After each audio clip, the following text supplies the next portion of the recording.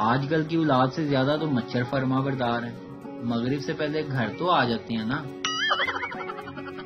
ابو اپنا سارا سامان لے کر نیوز چینل کے آفس چلا گیا اور بولا، وہ عورت کہاں ہے جو کہتی ہے کہیں جائیے گا نہیں، ہمارے ساتھ رہیے گا، میں اس کے ساتھ رہنے آیا ہوں۔ ساس بہو سے، بیٹی آج سے تمہارا گھر یہی ہے، آج سے تم مجھے امی اور سسر کو ابو سمجھنا۔ باہر کا دروازہ کھٹکا، ساس، دیکھو بیٹی کون ہے؟ بہو، امی بھیا آفس سے واپس آ گئے ہیں۔ بس کنڈکٹر کی شادی ہو رہی تھی، وہ صوفے پر بیٹھا اپنی دلہن سے بولا، ذرا ادھر ہو کر بیٹھو جی، ایک سواری اور بھی بیٹھ سکتی ہے۔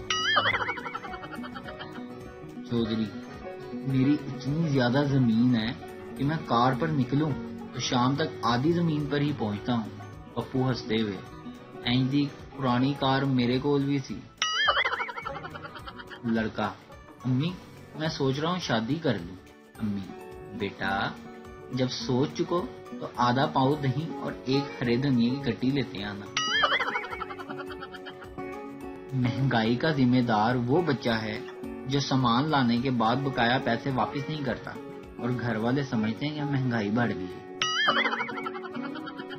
ایک صاحب ڈاک خانے گئے اور پوسٹ ماسٹر سے کہنے لگے، میری بیوی گم ہو گئی ہے، میری مدد کریں۔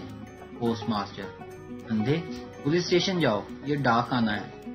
آدمی، معاف کیجیے گا جناب، خوشی میں سمجھ نہیں آ رہا کہ کہاں جاؤں۔ ویڈیو دیکھنے کا شکریہ، لائک کیجیے ہمارا پیج NTV اردو، اور ویڈیو پسند آئے اسے ضرور شیئر کیجیے۔